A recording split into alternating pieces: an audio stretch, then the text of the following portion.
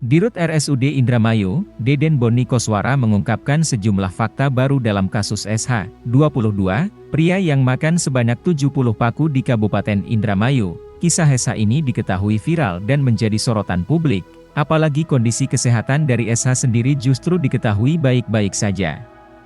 Meski sebelumnya ia kerap mengeluhkan sakit perut yang luar biasa dan kerap muntah-muntah, saat ini SH masih dirawat di RSUD Indramayu. Tim bedah rumah sakit juga berhasil mengeluarkan 70 paku yang bersarang di lambung SH usai melakukan operasi selama kurang lebih 2 jam. Deden mengatakan, sebagian paku yang dimakan oleh SH ini diketahui kondisinya berkarat. Ukurannya sekitar 47 cm, sedangkan sisanya sekitar 80% lagi masih dalam kondisi baru. Dari 70 paku itu hanya sebagian kecil saja yang berkarat, ujar dia kepada tribuncirebon.com. Selasa, 25 Juni 2024.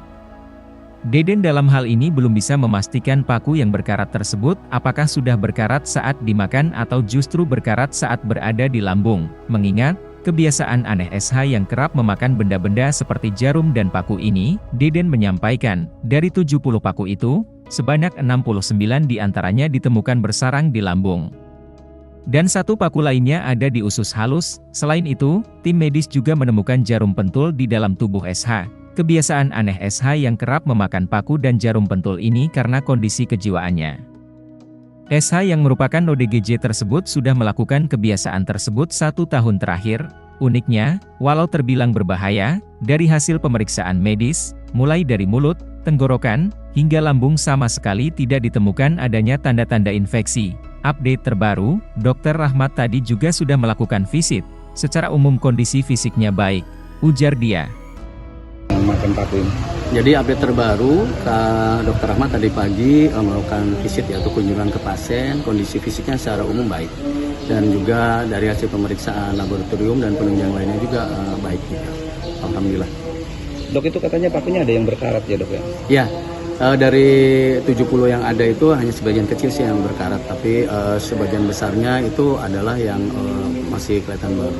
Itu bersarang di lambung semua atau? Dari 69, dari 70 itu 69 bersarang di lambung, dan kemudian yang 1 itu di usus halus atau kita sebut ilium.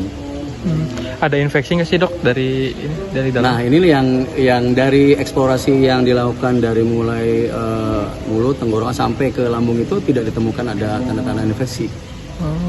Jadi normal semua dok? Normal semua. Langkah ke depan dok? Langkah ke depan yang pertama adalah kita perbaiki dulu keadaan umumnya sampai keadaan umum pasca operasi ini bagus, kemudian masih ditangani dokter bedah, kemudian secara simultan ditangani untuk gangguan jiwanya, karena yang menjadi ini kan berbahayanya kalau dia terus mengulang, ini akan terus-terusan dia akan memakan jarum atau memakan paku-paku tersebut. Dari keterangan keluarga gimana sih dok, itu kok bisa jadi makan paku? Nah dari keterangan keluarga sih mereka juga itu tadi, mereka baru ini karena mereka yang biasa di ini kan hanya melihat itu paku, jarum pentul, jarum jahit gitu. Tapi ini pas ini mereka baru tahu juga ini juga yang bersarang adalah paku. Nah, lantas kalau jarum pentul dan jarum jahitnya ada nggak? Ditemukan? Ditemukan. Nah kemarin juga ada 2 jarum jahit yang ditemukan. Ada mungkin teman-teman bisa lihat di rongsonan itu ada di kanan kirinya. Oh berarti selain di paku juga ada jarum juga ya? Iya.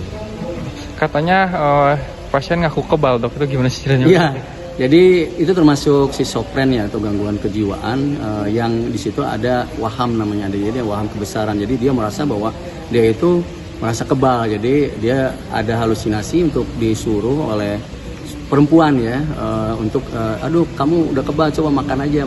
Jadi dia merasa makan itu seperti hal yang biasa. Gitu. Langsung telan berarti ya? Langsung ditelan. Kalau kasus seperti ini baru dok? Kalau yang ditangani untuk di RSUD baru.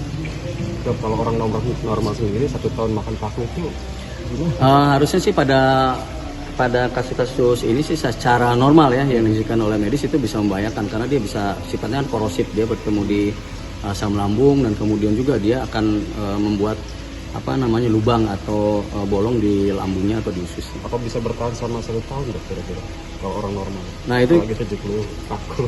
Nah itu mungkin karena kalau kekebalan pada orang, mohon maaf ya, dengan gangguan jiwa itu kan selalu berbeda ya. Ada hal seperti pada orang yang merokok pakai nikotin gitu, dia lebih kebal dibandingkan orang lain kan gitu. Jadi bukan sebenarnya karena bukan ilmunya yang kebal. Oh, gitu.